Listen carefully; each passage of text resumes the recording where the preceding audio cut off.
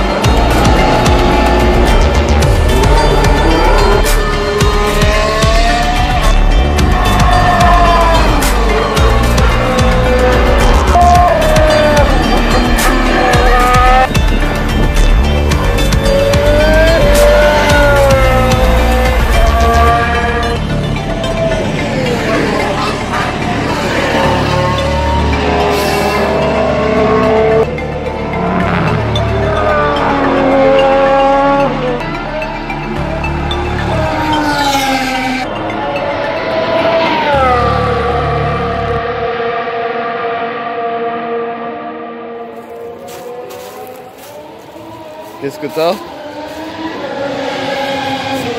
Écoutez-moi, il se trouve qu'on était au virage 5 et en face je vois Esteban Ocon. Du coup je cours pour aller essayer de prendre une photo avec lui. Je passe la passerelle, tout va bien. Et au moment où j'arrive, je le vois se barrer délicatement là. Du coup j'ai le seum. Le seum national, hein, attention.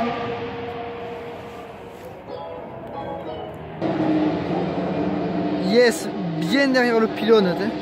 Va falloir que vous devez me dire dans les commentaires ce que vous en pensez, mais ce podium, on est d'accord, il est à chier, non? Ouais. Il pue la merde. Ah tiens. Bon, pour ceux qui ne connaissent pas bien le circuit, en fait ici on est derrière la tribune principale, c'est-à-dire celle qui est en face des stands. Et derrière, regardez, il y a des plaques. Là c'est Schumacher, mais il y a aussi Senna, je crois qu'il y a Kinen, il y a aussi des pilotes MotoGP. Barcelone quoi, c'est ça, c'est la folie. On adore, putain on se marre. Bon, je crois qu'on a un record du monde. Ça a tenu 30 secondes. 30 secondes. Littéralement. Incroyable. Vous voyez cette cabane? C'est là que Charlie Whiting en fait donne le départ de la course. Avant d'aller se remettre là-bas dans le bureau des commissaires. Vous savez quoi? Je vais vous dire quelque chose. Kevin Magnussen, il commence un petit peu à m'énerver parce que ça fait 2 fois que je l'attends pour un départ, pour une simulation de départ, sauf qu'une fois il se cache derrière le poteau, la deuxième fois il s'arrête carrément au stand. Donc je vais te dire, Kevin, commence à me saouler. Leclerc avait raison. tu es stupide et tu le seras toujours, c'est un fait. Ça reste quand même un passage assez épique en fait. Donc il se montre et tout, voilà, et il prend les abonnés. Bon, là en fait t'arrives, pile en face des stands et ça c'est la folie. Bon, prochaine étape, on va au simulateur, voir ce que ça va donner. On va voir, hein, on va bien voir.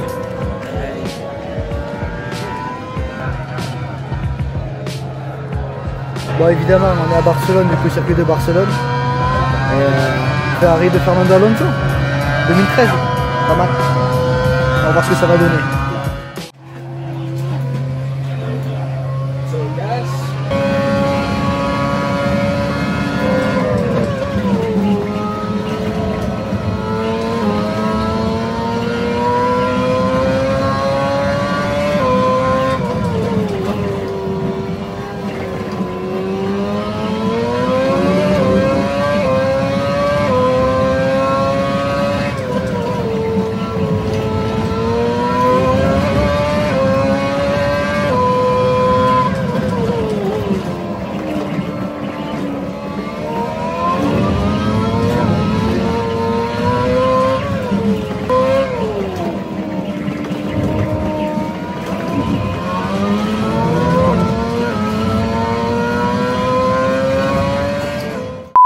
Bon, sensation sur Assetto Corsa, c'est pas mal. Bon, mon chrono est de 1:28.7. C'est très loin des mecs qui tournent à côté là. Mais bon voilà, la voiture n'était pas réglée. En fait, si vous voulez, ça plafonne en 6. Donc, mais bon, meilleur temps de la journée. C'est pas mal, je suis content. Pour en apprendre un peu plus sur moi, lui. Il fait le malin avec son portrait. Bientôt, il y aura le circuit ici. Mesdames et messieurs, je tiens à vous dire que bon, je le savais, mais je pense que vous aussi, mais franchement, je le confirme, c'est super cher. Hamburguesa, patatas fritas, cerveza et Fanta Lemon, ça vous coûte un bras quoi. Ça tourne. Écoutez-moi, on va aller se mettre à un autre endroit, c'est parti.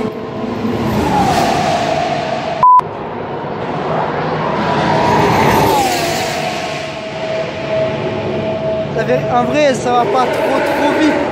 Et oh, je peux parler? Ah, sous prétexte qu'on revient en Formule 1, ça se croit tout permis, Alfa Romeo, écoutez-moi. Ah ouais, merde. Bon, on se situe à peu près avant le point de freinage du premier virage. C'est un petit tunnel pour aller à un endroit qui est quand même assez pas mal. Voilà. Donc juste avant le virage 7, je crois que c'est le virage 7. Donc voilà, vous allez voir, c'est stylé. Alors écoutez-moi, on a pris un spot qui potentiellement pourrait mettre motorsport et tout ça à la retraite. Bon, peut-être pas jusque là, mais je vous jure. En fait, voilà. Et avec un petit outil qui fait zoomer, en gros l'outil que vous voyez depuis tout à l'heure, voilà ce que ça donne.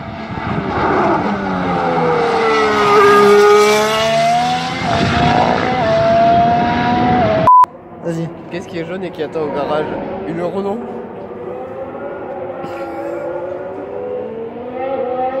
Donc les fans, fin de la première journée. Du coup, pour moi, demain, pour vous, de suite après, c'est la partie analyse. On va essayer de voir quelle voiture se distingue, quelle voiture est plus performante qu'une autre. J'ai ma petite idée quand même. Maintenant, c'est parti, on en parle de suite en attendant. Santé!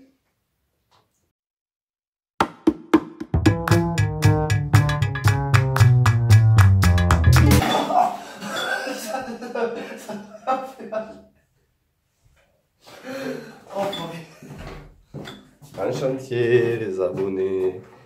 Bon, je vous ai dit qu'on y allait directement, mais bon, comme tout beau vlog qui se respecte, eh ben on met des plans, enfin pas spécialement stylés, mais des plans quoi. Non, pas spécialement stylé, il faut pas s'attendre avec de la qualité chez moi.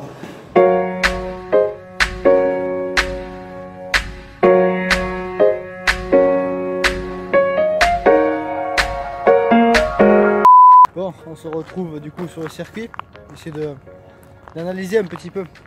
Bon alors, je suis pas ingénieur, je suis pas aérodynamicien, voilà, mais bon, on va essayer de voir quand même quelles sont les voitures qui sont au-dessus des autres. C'est parti.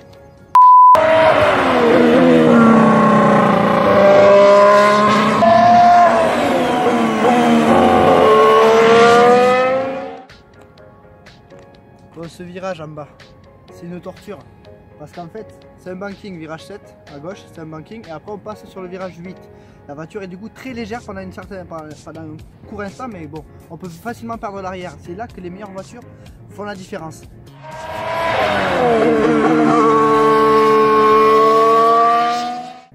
Ce que j'ai remarqué, c'est que la Ferrari est quand même assez à l'aise dans l'entrée et réaccélère très tôt, vraiment très tôt. Entre hier et aujourd'hui, c'est ce que j'ai pu voir. Il y en a, c'est un peu plus délicat. La Williams a du mal déjà à rentrer. Et après elle a du mal à tenir et elle accélère très tard. C'est vraiment la grosse différence entre les deux. Après le châssis Red Bull a l'air d'être pas mal parce que la Red Bull, un petit peu comme la Ferrari, elle accélère très tôt. Donc du coup je pense que le gros point faible de la Red Bull, ce sera le moteur Honda.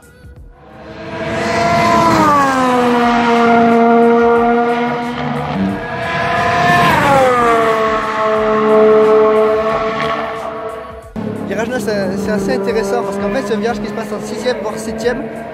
Un virage ultra rapide, un petit peu comme le numéro 3, sauf que là c'est un décélérant. Du coup ça travaille beaucoup le châssis, aussi l'aéro, mais beaucoup le châssis. Et là Ferrari, Alfa Romeo, Mercedes, Red Bull, je pense que c'est plutôt pas mal. Ensuite globalement ça passe très vite pour toutes les voitures.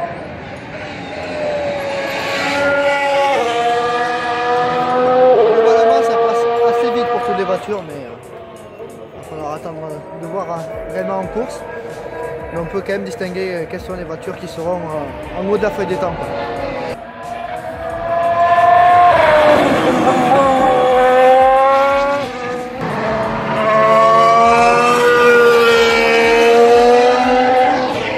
Alors l'objectif du virage 1, 2, 3, c'est de sacrifier le premier pour après, à ce niveau-là, pouvoir accélérer à fond jusqu'à la sortie du numéro 3.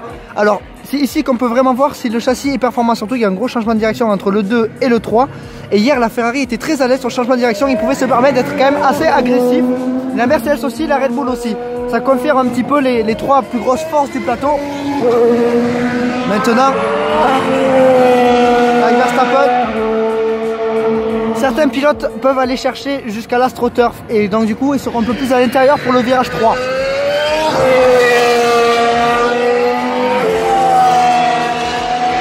D'autres sont obligés de sacrifier un petit peu plus le deuxième, et du coup seront moins rapides et perdent quelques dixièmes au final au bout du numéro 3. Donc c'est vraiment là qu'on voit que beaucoup de pilotes viennent se mettre à l'entrée du numéro 1 et aussi à la sortie, à l'entrée pardon du numéro 3 pour voir les voitures. C'est les parties les plus difficiles de ce circuit, surtout que c'est un léger banking à droite, à gauche et après le long virage.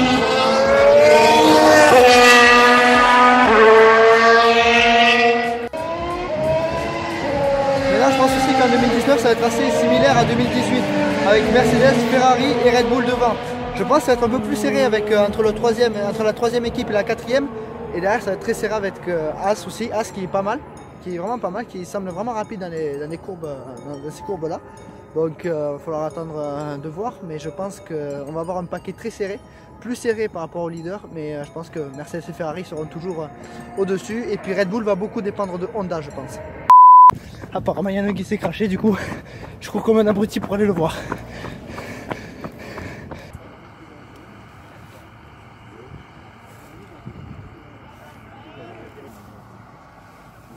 Ah, il est là, il est dedans, c'est lui.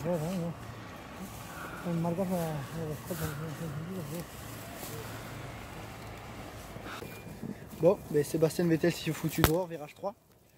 Je pense qu'il a perdu l'arrière au vu des traces, qu'il a fait un petit tête à queue et qu'au final il s'est encastré dans la Tech Pro. Donc voilà, l'avant de la voiture est quand même assez endommagé, elle n'a plus de roue avant gauche. Donc bonne perte de temps pour Ferrari, ça fait chier, je vais vous le dire honnêtement. Vous commencez à me connaître un petit peu maintenant, ça fait chier quoi. Donc,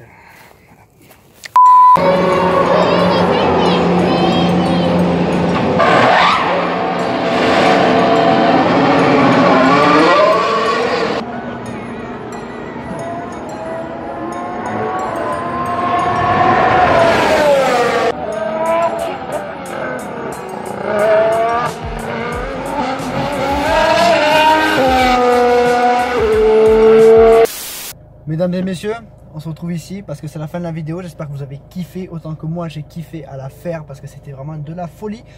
On se retrouve du coup pour d'autres vidéos sur la chaîne.